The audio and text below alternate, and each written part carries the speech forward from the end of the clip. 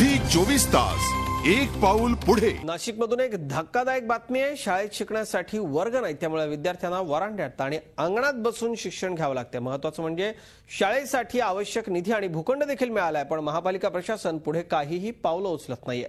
या संदर्भातला एक एक्सक्लुझिव्ह रिपोर्ट।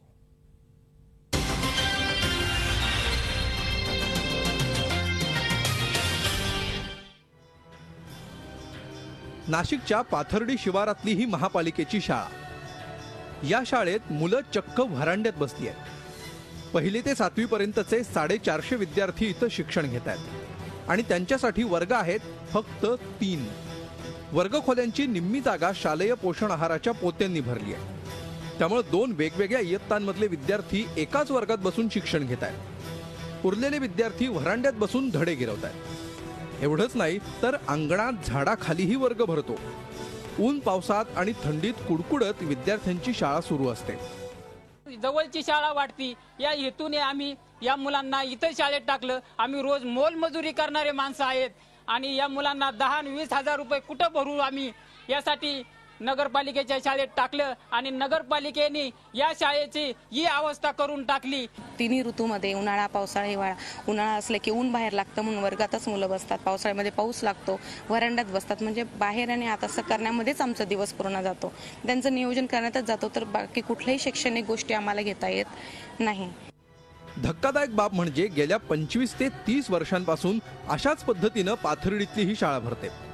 आता या शाळेची इमारतही रिकामी करावी लागणार अशी चिन्ह आहेत, कारण शाळेची ही इमारत प्रशांतनगर सोसायटीच्या मालकीची आहे। विद्यार्थी आणि पालकांच्या वर्दळीचा त्रास होतो म्हणून जागा रिकामी करा अशी सोसायटीची मागणी आहे। कार्यक्रमानिमित्त स्पीकर लावले जातात।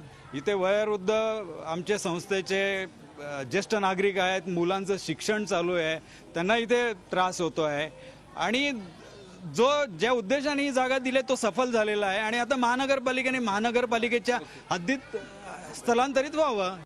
स्थानिक नगरसेवक या प्रकरणी पाठपुरावा करतायत। सर्व शिक्षा अभियानातून 55 लाखांचा निधी आणि भूखंड उपलब्ध करून देण्यात आलाय, मात्र बेफिकीर प्रशासन पुढे काहीच करत नाही।